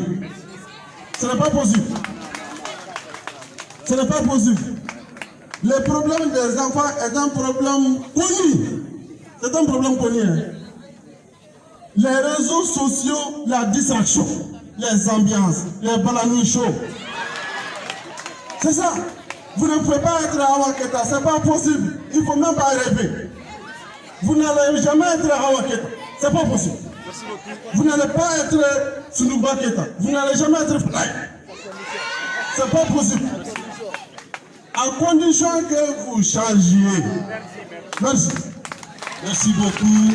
Si nous connaissons la cause de nos problèmes, alors nous avons la solution de nos problèmes. Donc il faut essayer de changer, il faut essayer d'apprendre, il faut essayer de faire ce que les enseignants vous demandent de faire. Car le Mali de demain, le Mali d'aujourd'hui, c'est vous. Veuillez vous acclamer vous-même, les élèves. Merci beaucoup. Donc je vais appeler le secrétaire général de l'association Ensemble pour Kita pour ses mots en 2 minutes. Voilà. Et nous reconnaissons la présence du deuxième maire, M. Paolo Sidibé, merci pour votre présence. M. Toumani Sidibé, merci pour votre présence.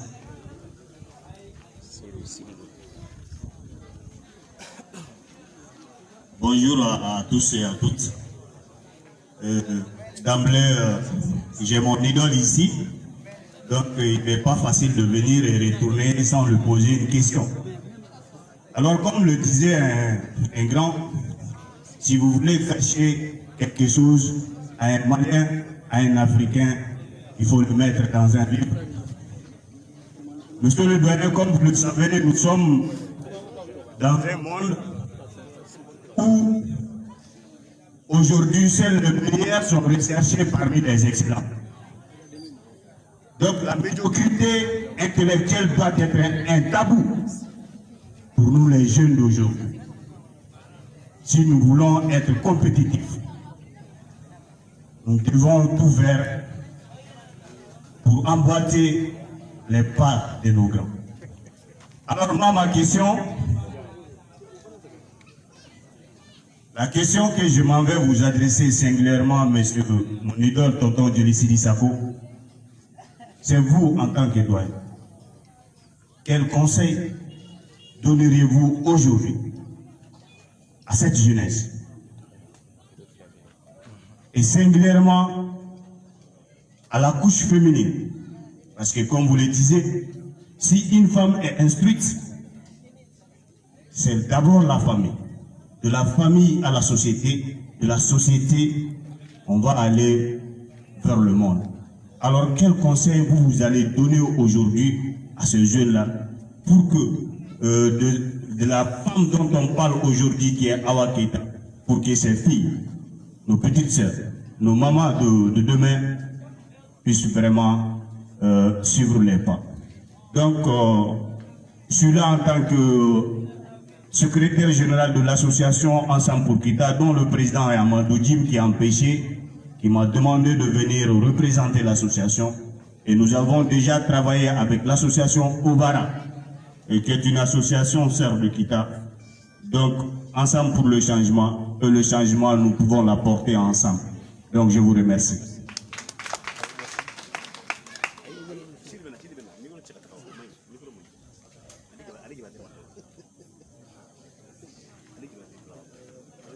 Ok, monsieur Sako, 2 minutes pour les réponses. 2 minutes, merci. Vous voulez me museler parce que quand vous dites 2 minutes. Fiston, je te remercie infiniment et je m'attendais à cette question. C'est le présent aujourd'hui, ce que nous vivons avec les filles et ce qui a été. Et vous savez, nous sommes dans un pays, les tenants du pouvoir ont toujours bien orienté l'éducation au Mali. Actuellement, les finalités de l'éducation, mon doyen M. Dara est là, et les autres conseils pédagogiques sont là. Les finalités de l'éducation au Mali, c'est quoi? C'est former un citoyen démocrate, bâtisseur, ancré dans sa propre culture et ouvert à l'universel. Donc vous voyez que déjà les filles doivent être ancrées dans votre propre culture, la culture du Mali. Et cette culture du Mali, je vais dire ça en Bamanagan tout de suite. La culture est entambée. Iki dambe donc. Ifani bani moke mako moke nyako ni kanake. Kani danse vous. Kana danse vous. Aucun professeur conscient, le professeur d'anglais a dit tout de suite. Aube kobe la fokala. Parce que fait vous n'avez qu'un téléphone ou manipuler qu'à manipuler on y canal de folie là. Si vous faites appel à votre convenance personnelle, ni des cadeaux à Baké, ni fait mon bouca di moi, ni Baké, ni ma danse ni ma dent à dent pendron, il me tient lié. Donc voilà ça, je voudrais dire aux fistons qu'il faudrait que les jeunes filles actuellement alors soient collées, rester collées à cette finalité de l'éducation. D'abord, être citoyenne. Et ce mot-là est profond. Les professeurs sont là, ils vont expliquer ça aux jeunes filles. Être bâtisseur, ne pas être un élément négatif dans la société. Alors, être ancré dans sa propre culture, dit dans Bédon, ouvert à l'universel. Ouvert à l'universel, c'est très simple. Il est calé, il est calé, il est sans faire la moule dans les autres pays. Il ne si vous n'étudiez pas, il faut étudier. D'accord, il faut aller à l'informatique. Parce que si vous n'êtes pas un élève qui ne connaît pas l'informatique, hein, ça j'avoue que, alors, donc ouvert à l'universel, c'est cela. Acceptez vous mettre en cause.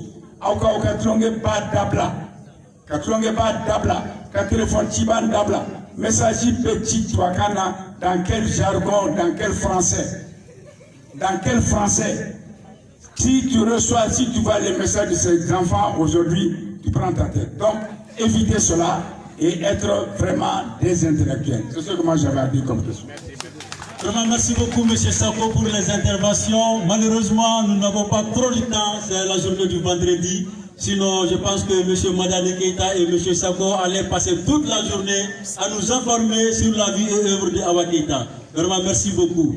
Donc, avant d'appeler l'académie qui vont clôturer, avant de les appeler, je vais appeler Aïcha Kaba, élève au lycée Simbo Keita, pour ces questions.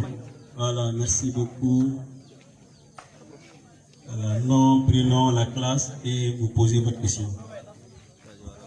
Bonjour. Je me nomme Aïcha Daba, j'ai fait la 10e C13 au lycée Simon Keita de Kita. Ce matin, j'ai des questions à vous poser. Awa Keita, à quand elle se marie, étant élève ou soit fonctionnaire?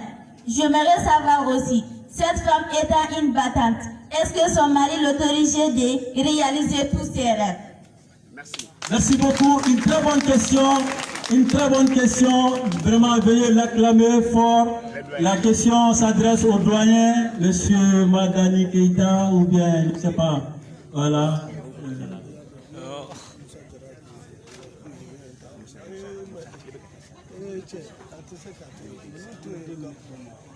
Merci beaucoup, monsieur Madani Keita. Quand Awa Keita s'est mariée, soit, je ne sais pas, quand elle était étudiante ou après avoir terminé les études, est-ce que son mari l'autorisait à faire ses activités, surtout les hommes d'aujourd'hui, nos papas? Voilà. Merci. Merci. Ça, c'est une question extrêmement importante, mais la réponse est toute trouvée. Awa ne s'est pas mariée étant élève. J'ai dit tantôt dans sa jeunesse qu'elle a rencontré son mari, son futur mari, à l'école à Dakar, qui était un médecin auxiliaire. Et elle était à l'école des sages-femmes. Donc, c'est après ses études, et en 1939, et plutôt en 1923, qu'elle s'est mariée pour la première fois. Et pour ce qui est justement de ses activités politiques, bon, à l'époque, vous savez, les cadres de cette époque-là avaient compris depuis très longtemps qu'ils avaient une mission et qu'ils n'étaient pas partis tout simplement à l'école pour acquérir justement des connaissances, mais qu'ils étaient partis à l'école pour participer à l'éveil de conscience de leur peuple. Donc en tant que tel, aucun mari de Mme Awa Keita ne s'est opposé à ses activités syndicales, encore moins à ses activités politiques. Donc, elle menait très bien sa vie conjugale et avec sa vie professionnelle et sa vie politique.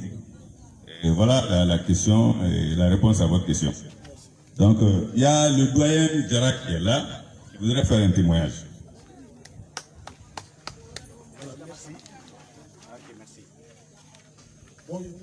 Bonjour à tout le monde et je suis très content d'être là aujourd'hui et j'ai reçu une très bonne leçon sur Awa Keita.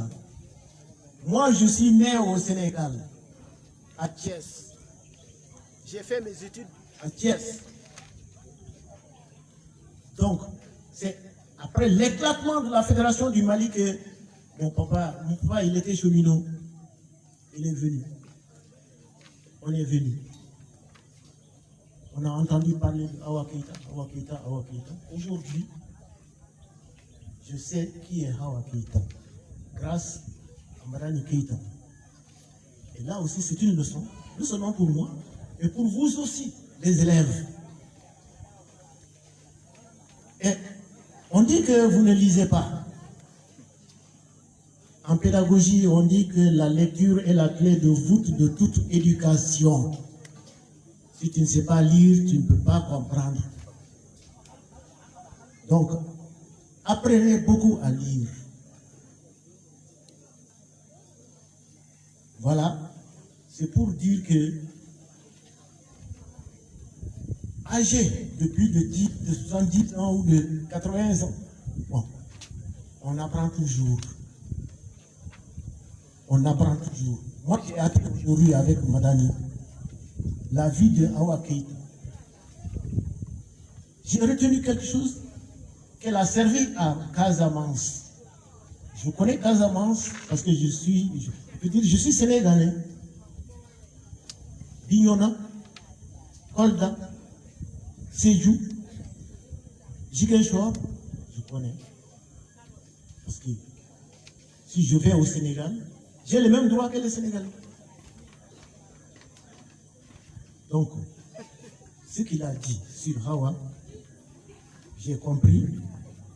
Et je vais aller le voir pour avoir un écrit sur ça. Et je vais garder. J'en ai beaucoup. À voir ce que l'on fait sur terre et ce qu'on laisse. On dit seul le silence est grand. Tout le reste est faiblesse. Gémir, pleurer, prier, également lâche. Fais énergiquement ta longue et toute lourde tâche. Voilà, bon. Traoré. Merci beaucoup, le vieux doyen. Merci beaucoup, monsieur Diarra.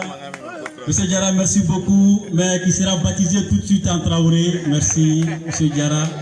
Merci pour votre intervention. Merci beaucoup, monsieur Madame Keita, pour votre intervention. Je vais appeler Djakarija Tokola pour son intervention en 2 minutes. Rappelez que Djakarija Tokola, c'est un jeune qui se promène dans toutes les régions du Mali à faire des causeries, des débats avec des jeunes. Voilà, merci beaucoup. Bonjour tous et à tous. Bonjour mes chers parents ici présents. Okay. Donc, je m'excuse un peu parce que nous sommes les enfants, nous sommes les jeunes, nous ne savons pas trop parler. En fait, moi je suis Djakarija Tokola, je suis membre du Grand Grain. Le Grand Grain est un espace d'échange citoyen initié par Mohamed Salah Touré, l'actuel ministre de l'Emploi et de la Formation professionnelle, ancien président du Conseil national de la jeunesse. Cet espace a été initié pour discuter avec les jeunes autour du thé. Parce que nous avons remarqué qu'au Mali, tout s'est dit autour du thé. Sans vous mentir, surtout côté jeunesse. Nous insultons nos parents autour du thé, nous nous battons autour du thé. Tout est dit sauf de l'essentiel. L'avenir d'un pays, c'est sa jeunesse. Si cette jeunesse-là est confrontée par ces problèmes et que nous-mêmes on peut se solutionner ça, bon, en fait, on se dit là où on va, on ne sait pas. Donc, c'est que Cyril Badian disait, si tu ne sais pas là où tu vas, retourne d'où tu viens. Donc, nous avons initié cet espace pour discuter avec les jeunes et revenir à nous-mêmes, et revenir à notre éducation. L'éducation et les parents nous ont donné à la maison avant que nous sortons pour aller se comporter comme quelqu'un d'autre ailleurs. J'ai pris part ce matin cette conférence vraiment qui m'a beaucoup touché. Mais je peux faire quoi comme peut-être une remarque. Cette conférence, j'aimerais que vous réorganisez cette conférence en tant que grand créateur. Mais je demanderai à vous particulièrement, mes chers parents, si vous arrivez vraiment à organiser un grain du genre, ça va permettre à vous de discuter avec vos enfants, connaître quel est le problème et savoir qui est votre enfant vraiment dehors et non à la maison. Donnez la parole à vos enfants de discuter en face de vous et vous allez comprendre le problème. C'est ça, c'est-à-dire l'objectif du Grand Grain. Donner la parole à la jeunesse et aux parents. Ensemble, nous aurons une solution. Moi, je vous remercie. Merci beaucoup. Donc, je vais appeler l'académie, M. Diawoui Koulibaly, M. Sibi, et je vais appeler le deuxième maire, M. Siribé, M. Paolo, qui va faire la remise symbolique de la caméra que l'association Obara va offrir au chargé de communication, M. MT. Voilà, c'est M. MT. Voilà, la caméra. La caméra, donnez-moi la caméra.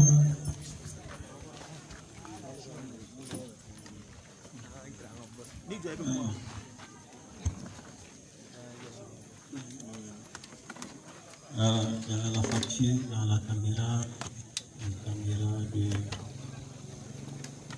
facture.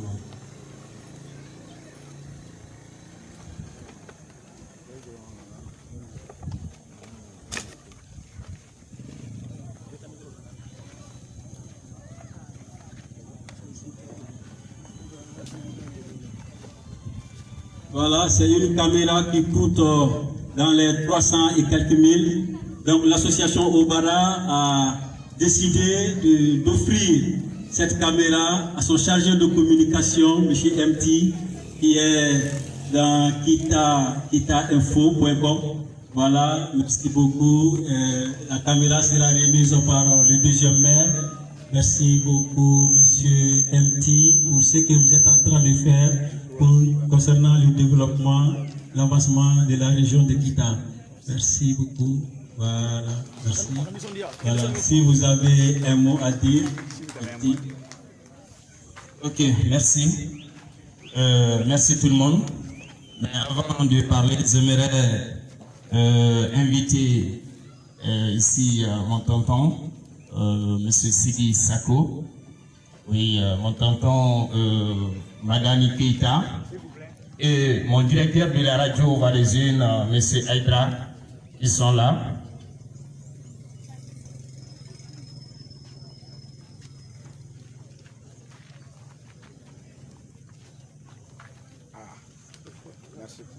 Voilà. Donc, voici le soutien de l'association Obara Akita Info. Voilà. Permettez-moi, mesdames et messieurs, d'exprimer ma joie en langue bambara. Voilà. Akadini ka ngani sondia ira bela jelena anga tudungana ni oyi bamanankai. Tonton, ni anga kadoi ni association Obara Maouye à Ngania, Kata Kadima, Yassa Parabsi Kanya, Turambulo. Et c'est pas les mots, vraiment. Remerciement mi bien fait à Kumada Tembulo Bifolo. Mais nous on a mis donc, mais fait qu'à Folie Blafolo. Association Obara secrétaire généralier ni oui makadjati ni beba le covier parce que moi kana nyina étudiant ko ni ale dana darankan o ka seni kadoma sinon doit fofana je peux dire quand même ko quartier kelena je suis de Magandjamboué na fois fene ka famille Magandjamboué no e commenta na anti nyondo mais yoro janki baru na la sira kanya Dana ni fen chama be kwa kono donc ça dure vie de kera manyana mai mistake ani fo pour que anga senior ina donc nga foli belebe c'est viema no boray association mambuto la famille même de Doua Fofana Sadou Keita afene abe akina chamanji alni filube soroko la aba ande bena abe blasiralu ke nga foli ba ya fene bunya be camera ina au coffre mais Jabati Fou,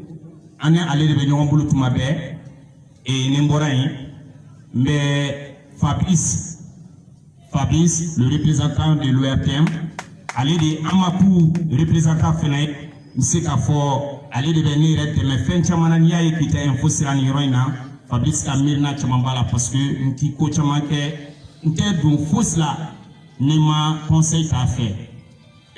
Monsieur Kafo, ni caméra bena joda mi irane bena joro bena kemi Monsieur Kafo Fabrice Folo de jora là parce que net be bombe filmer li fait ni au aduruzi mi ngolo c'est pour Fabrice à benga disposition à tout moment nembe nga filmer li ke beta nga reportage de la jelinka aka appareil là et ayo au permission à sonani à sonaka au Kenya.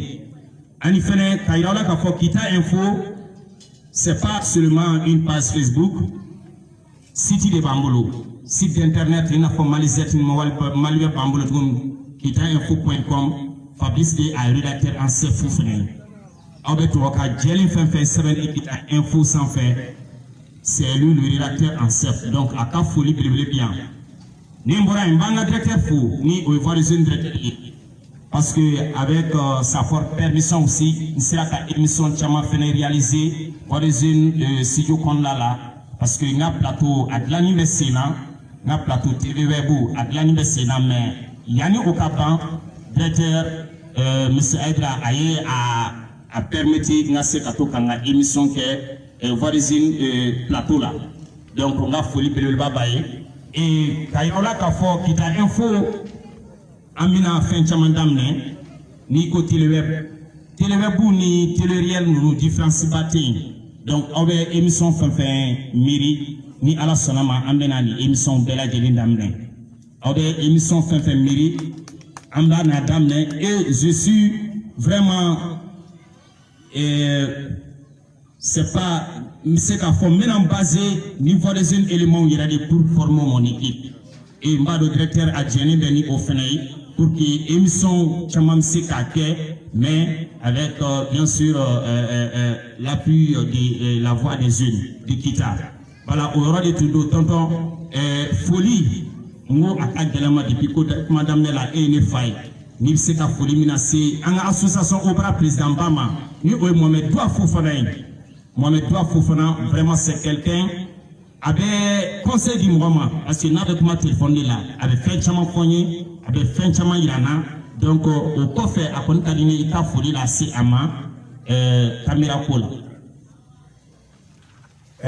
Silamɛ jama aw ni ce yanni n ka foli kɛ n bɛ précision di NT ye ne mun wele ka n lajɔ gansan tɛ ne y'a fa de a fɔra ko n'i fa taɲana ani minnu tun ka di n'i tugura olu kɔ i bɛ sankɔrɔta ne ni nin kamalen fa de jɛra ka coopérative des forgerons menuisiers métalliques menuisiers bois k'o lasigi Kita yan kabini 83 fo ka se a saya ma a fa sara ne yɛrɛ bilara a nɔna comme président du comité régional de Kita à Fort-sur-Terre an ye tagani ka segin caman kɛ Hollande siɲɛ 4 an taara Hollande an ma tigɛ ɲɔgɔn na Sheriff y'a ka danaya da ne kan a ka denbaya bɛɛ bi kuma lasurunya la fa wɛrɛ t'u la fɔlɔ ni ne tɛ dɛ ni e ye ne lawuli i fa lawuli k'ala jɔ ala k'o barika don i la alors o la sa Obara ɲɛmɔgɔba n'o ye Fofana ye a bɛ yan wa alors ko k'a fo d'accord ala k'a sara nin bɛɛ de ka Kita taa ɲɛ nin matériel mun dilen filɛ nin ne den ma alors Kita tɔgɔ la yarabi ala k'a kɛ sababu ye mun bɛ se ka Kita kumakan taga yɔrɔ jan parce que ni kumakan tora senkɔrɔ a ma jɛnsɛn alors mɔgɔw ka baara tɛ dɔn mɔgɔw kɛwale tɛ dɔn ɲɛtaa tɛ sabati ala ka ɲɛtaa sabati n den nin mun dira e ma ne de bɛna kuma la ne de bɛna Kita alors kibaruya lase yarabi ala k'a kɛ i ma hɛrɛ ye k'a k'i ma kɛnɛya la ka Kita kunnafolo b'a la o de tun b'a fɛ k'a fɔ ɲɛna kulubali tɔgɔ la alors aw cɛ ani baraji. Donc, restez s'il vous plaît. Donc, Akila Djilamba, il y a là association Obara et association avec Kita. Donc, on a Kita Nyata de fait, Kita développement abo de fait. Ame yala, Amatogo Daoula, Antara Dugu Chamauna, Odugu Maure Gaubea, Antara Anouye Baroke, Okala Halauka, Ame solution yini, Oka Geleaoula. Donc, Obara a dalé le Nobel, association fait Kanafara, Obara Kapute Kita Katanye, parti politique fait Kafara, Obara Kapute Kita Katanye, Okana Anga Baraka Nyofe, Anga Mbolo di Nyoma, pour que Kita Bese Katanye, Tsugomina, parce que Nema Ambolo di Nyoma, Antise Katayoroshi, Obara Kelentise Katayoroshi, donc, mais il y a appel lancé, Morobe, qui veut faire Kita de Katanye, Obara Kadaï le Londoye, Obara Kadaï le Londoye, Aina Anga Kita Tanye Nyofe, Kita Kanga Tanye Tsugomina, problème de Kita Kona, solution Mumbala, Anga Je, Ango Baraka Nyofe. En fait, nous avons ni wati basro, ni Mali région Bella de l'État, ni Kita Maka Foloy, Kita Bonumeka Flanay. Voilà, donc sur ce, je vais donner la parole à l'Académie pour clôturer la cérémonie. Merci.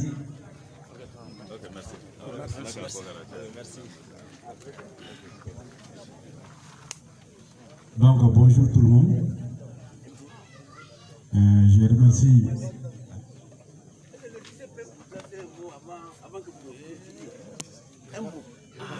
Ok, est-ce que le lycée peut placer? Voilà. Je remercie tout le monde. Je crois que ça a été égoïste. Mais beaucoup de gens ont bénéficié. Je crois que le lycée va bénéficier un jour. N'est-ce pas? Parce que ça a été une conférence où on a fait des remises. Non, je m'amuse. Donc, pour dire que vous n'oubliez pas le lycée. Donc, nous avons tellement de problèmes de filles. C'est pas. Donc, la direction souhaiterait rencontrer l'association de présidents avant que je parte. Si on peut se voir même pendant 5 minutes pour que nous puissions vous faire le tableau de nos problèmes. Ok? si c'est possible. Voilà, merci beaucoup. Pour ne pas polémiquer, on a dit que l'association Obara est en jumelage avec le CGS du lycée public. Donc on a profiné beaucoup de problèmes pour qu'on puisse arriver aujourd'hui au lycée public.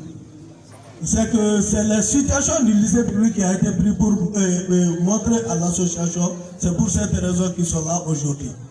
Donc, monsieur le proviseur, ne vous inquiétez pas.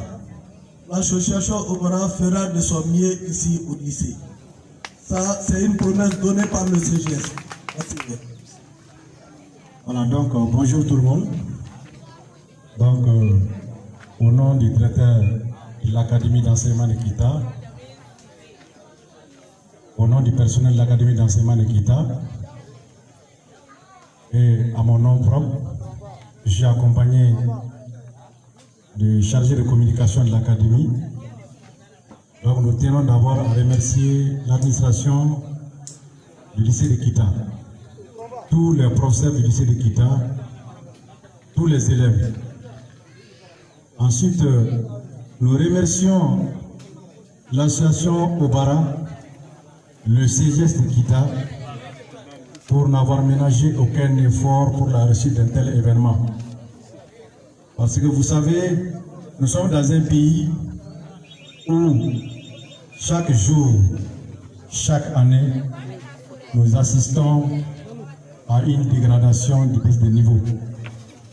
Donc c'est pour vous dire que l'Académie est toujours prête à aider le lycée et tout autre établissement de Kita pour vraiment aider les enfants, pour aider les élèves à s'émanciper et à aller loin.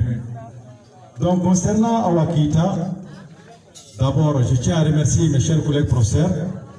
Moi-même qui vous parle, j'ai enseigné ici pendant à peu près 10 ans, j'étais professeur de lettres et de sociologie au lycée public de Kita pour regagner l'académie. Donc les vaillants professeurs qui sont là, je les remercie beaucoup. Mais je sais que la relève de Awa est assurée. Parce que pendant que j'étais ici au lycée de Kita comme enseignant, la plupart des classes de 10e, 11e et terminale, les premières des classes étaient des filles. Donc cela veut dire que la relève est déjà assurée. Quand vous prenez même l'effectif du lycée, si les filles ne sont pas les plus nombreuses, elles ne sont pas à la dernière place. Donc concernant les résultats aussi, vous allez voir que même au niveau du bac, les bourses d'excellence, vous remarquez qu'il y a beaucoup de filles.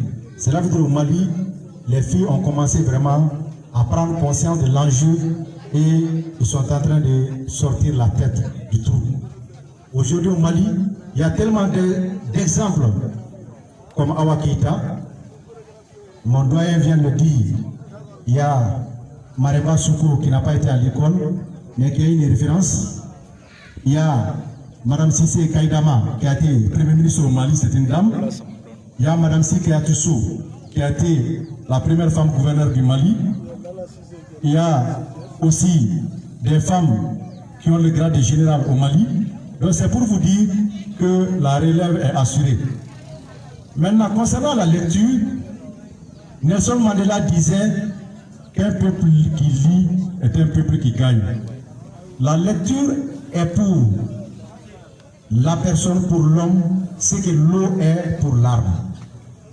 Vous savez, la lecture permet à un élève de cultiver les mémoires, de cultiver tout ce qu'il y a dans sa tête pour forger en écrit.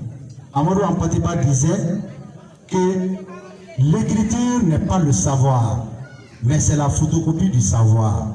Cela veut dire que tout ce que vous avez dans votre tête, si on vous dit d'écrire ça, vous ne pouvez pas. Parce que vous écrivez dans une langue étrangère. Donc aujourd'hui, je tiens à remercier tous les professeurs scientifiques et littéraires. Vraiment que le lycée de Kita a été un lycée de référence. Vous avez vu les résultats du bac l'année passée. Donc cela veut dire tout simplement que nous demandons aux élèves encore de fournir beaucoup d'efforts. L'académie de Kita, le directeur à son nom, et à toutes les personnes de l'académie, nous sommes là pour vous soutenir, nous sommes là pour vous aider. Je vous remercie. Voilà, donc je crois que la cérémonie aujourd'hui a pris fin. Donc nous remercions tout le monde. À la capelle Massiva. Merci beaucoup.